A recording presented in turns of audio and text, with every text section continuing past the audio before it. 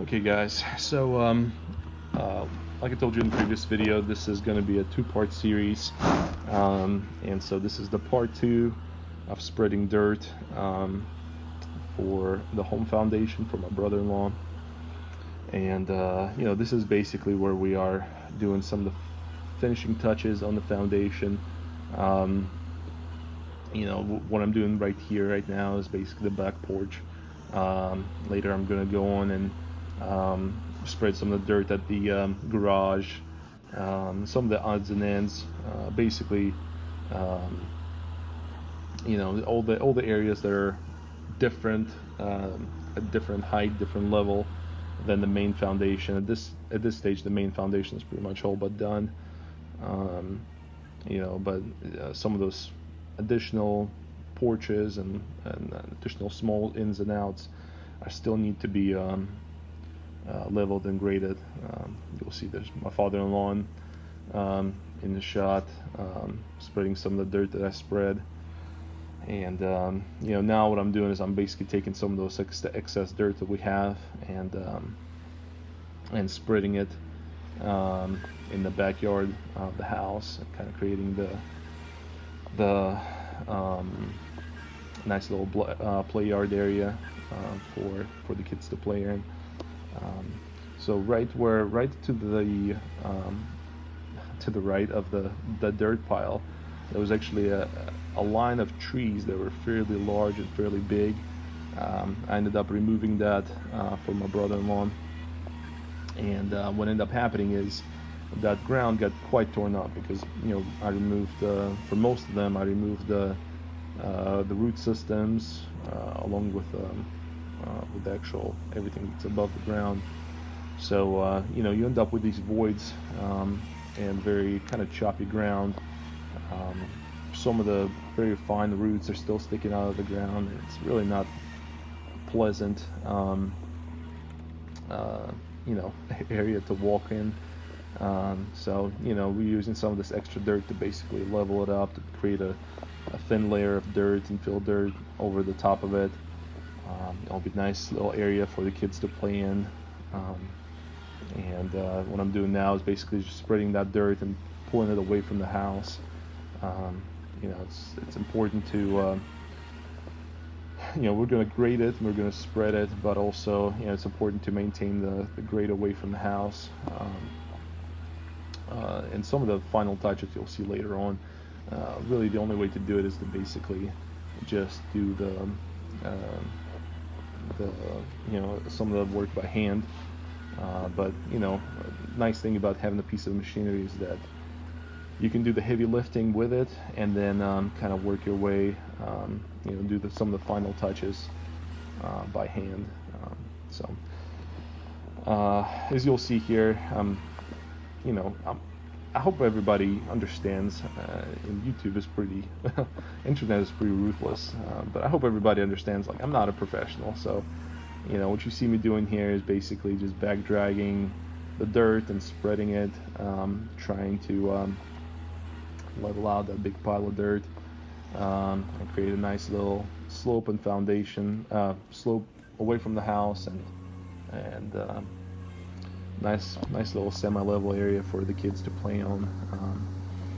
But it's definitely not. If you're looking for a tutorial on how to spread dirt, this is not it. This is my second time spreading dirt. I'm not very good at it yet. I've gotten better. Honestly, fun part of doing this and recording this and going through all these like over 5 hours of footage that I've collected from doing this project is just seeing how much I've learned from beginning to an end. If you look at the early videos, you'll see that I was using a lot of I was back dragging often, but I was using a lot of float function and kind of abusing that, using it just indiscriminately for every single application. And as the video goes on, like you can see now, I'm leaving my hydraulics locked in place and kind of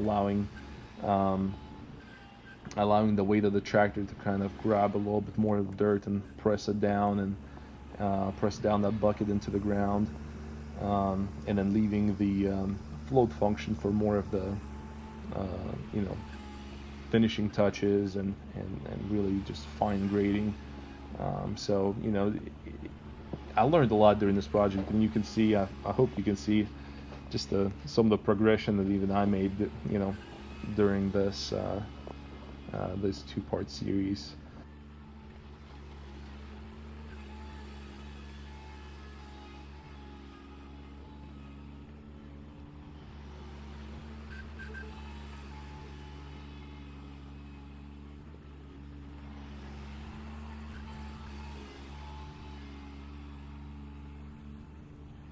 And as you can see up here, I'm just, you know, picking up a rake and just starting to knock off and move some of the dirt where I want it to be, where I couldn't get it with a tractor, and starting to level the dirt. What ended up happening is basically where I end up having a low point, a high point, and even lower point. And you know, it's not good. That's not what you want to have. So that was my attempt to trying to fix it. And later in the video, I fix it completely. This is basically the final pieces of block have been put in the night before. So this is actually the area where I was driving in and out of to get into the interior foundation. So this is just me bringing in some dirt to fill that area in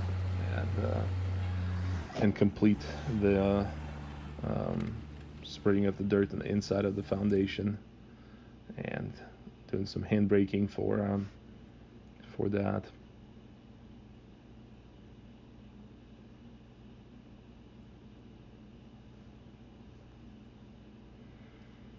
Okay.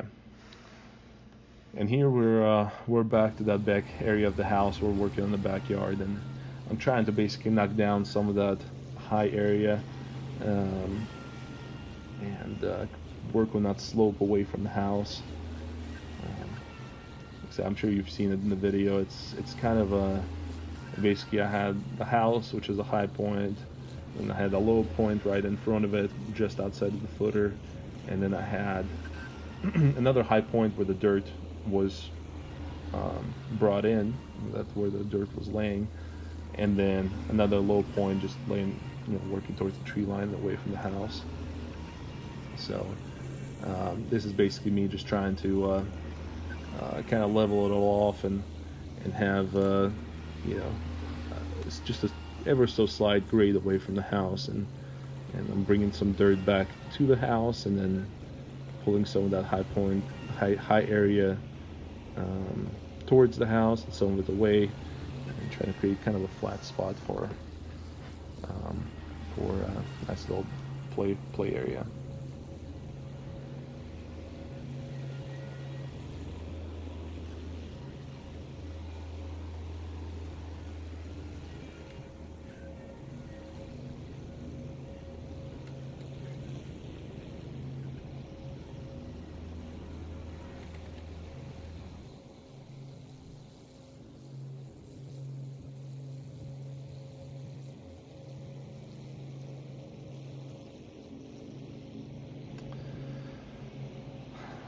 Okay, so this is probably one of the funnest parts of the project too. So my wife just came out, and she brought my son over, and there's something about just doing work together as a family that's just so much fun.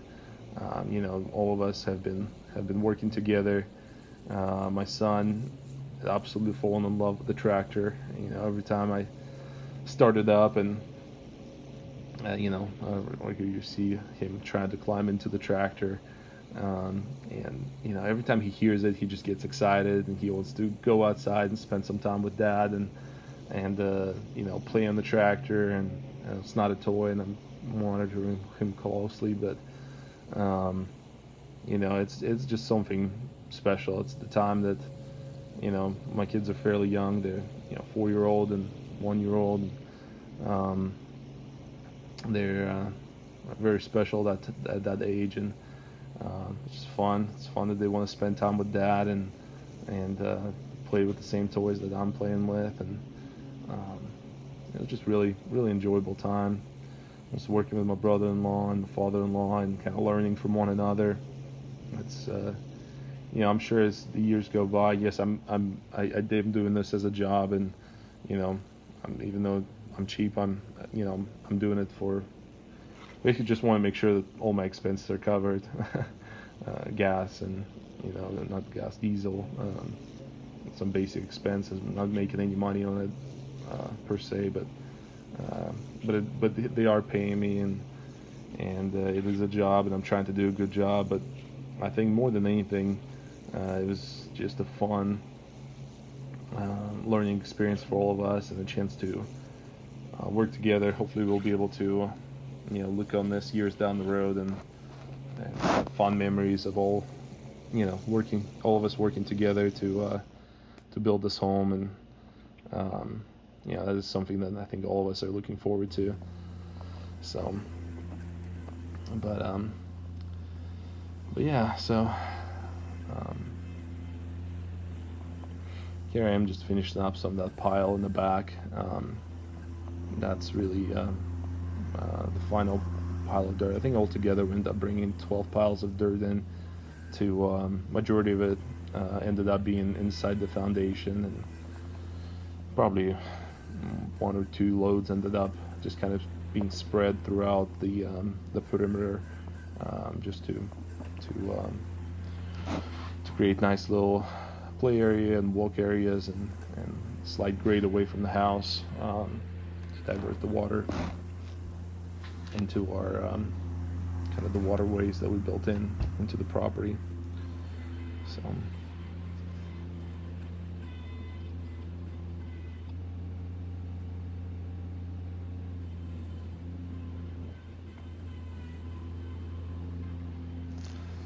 okay, over see you here. Over here you see me again with my son. He wanted to. We're basically just doing literally the final little touches. Just bringing in a little dirt and leveling it out, and my son just wanted to. He wanted to be with me, so he jumped with me on the tractor and was helping me out there. And he's got so much energy, and he's just so, at that age, at 1 year old, they just want to be everywhere and get into everything. But when he's on that tractor and he hears the engine revving, he just stands still and he's mesmerized, and there's nowhere else he'd rather be. So it's kind of fun. He just wants to be daddy's helper and get into everything that dad is doing. So right now I'm raking out here, and you'll see him later trying to pick up a rake and trying to rake too. That alone is worth every. I mean, it made this project totally worth it. Just the memories that we were able to make all together, working on this.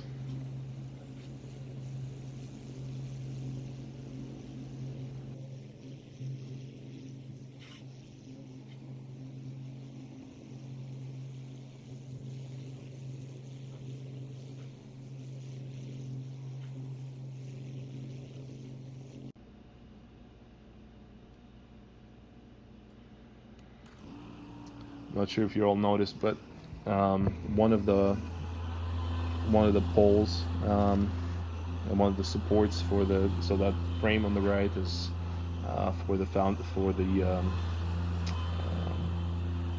to retain the cement for the porch, and I ended up knocking out one of the posts. I ended up going back and fixing it and putting it back in, but that was fun. Just some final shots of the backyard, and I think it ended up turning out pretty good. One thing you'll see is that in the bottom of the page, you'll start seeing some disturbance in the dirt, and that's actually where the plumbing was started to be installed. So basically, while I was finishing up some of the perimeter work, my father-in-law started laying down the piping and laying out looking at the plans and figuring out where the plumbing needed to go. So there's that. you also see in the final video the dirt is a little torn up. So I actually did a very good job. Not I'm not I understand I'm not a professional or anything like that, but I tried to leave a professional result. So you'll actually see out here. I think I did a pretty good job, just kind of raking everything up and giving a nice little finished result to this, especially the back area where I built a nice little play yard for the kids. But the one thing I didn't think about is that really a lot of that final touches and finishing work was for nothing, because when the concrete trucks came, they've torn it up a little bit. Nothing that little raking couldn't fix, but some of the final touches that I put in were really unnecessary because it just got all torn up again. So anyway, when you see the final clip at the end of this video, there are some imperfections in the dirt. That's especially up here in the backyard. That's where those came from. So as some of the insides on the tractor, I am approaching 100 hours on this tractor, and I've gotten a few projects done with it. Haven't gotten to play with it quite as much as I really wanted to, but 100 hours in 6 months, I think it's pretty good. It's a pretty good record. So this job, I mean, it was, in my opinion, humble opinion, I think this was the perfect tractor for this job. It was small enough that I was able to navigate tight spaces, and I was able to maneuver around sensitive material, like that freshly laid block wall, and some of the working in between the dirt piles, especially at the very beginning where it was really tight. It was very hard to navigate. It was small enough that I was able to navigate it, but it also has a 60-inch bucket. It has something like 1,500 pounds of lift capacity on the loader. The tractor itself weighs almost 3,000 pounds with all its attachments and ballast weight, I think north of 3,000 pounds. So it's capable machine. It's heavy enough. I never felt, as I was picking up that dirt, that, it was unstable, especially with the Bombolite, due to the stump grinder in the back. Felt very planted, very stable. One question I've been asked a lot in my previous videos is, is 24 horsepower enough? And so for me, the answer is yes. This is a 1825e. It's actually a 24 horsepower engine. It's naturally aspirated diesel, so that means there's no turbos. This is like your old school diesel, like you're thinking of your Ford, IDI diesel engines. This is basically what you have here. It's a 3-cylinder. Low horsepower, naturally aspirated, simple diesel engine. It's a 1.49 liter 3-cylinder. It's made by a company called Izaki, and so not necessarily a powerhouse, but it is enough. Some may look at it as 24 horsepower. The 3,000 pounds is like, a good sized car, and you're powering it with a 24 horsepower engine. But it's a torquey engine. It does have 3-range hydrostatic transmission, and that 3-range is basically allows you to multiply the power. And when you're driving it around the property, driving it from place to place, you can put it in high gear. You can use it for put it in medium gear for most medium duty applications. And then when you really need that power and the low end torque, you put it in low gear. And that's actually something that you don't see in a lot of tractors this size, is a 3-range hydrostat. A lot of times it's just high and low. And so one of the nice things about this tractor is that because you have a 3-range transmission, the high is that much higher and the low gear is that much lower. So it just, makes up for that lack of power in some of the gearing in the transmission.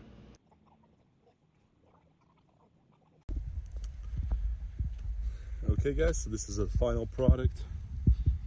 The dirt has been spread, the foundation is poured, which really, other than spreading the dirt, I didn't do a whole lot with laying the foundation. But little tire marks are primarily from when the cement trucks came in. But the dirt is spread. It's all sloped away from the house. They're probably going to need a few more loads of dirt later on, but I think it's pretty good for a second time spreading dirt. So there you go.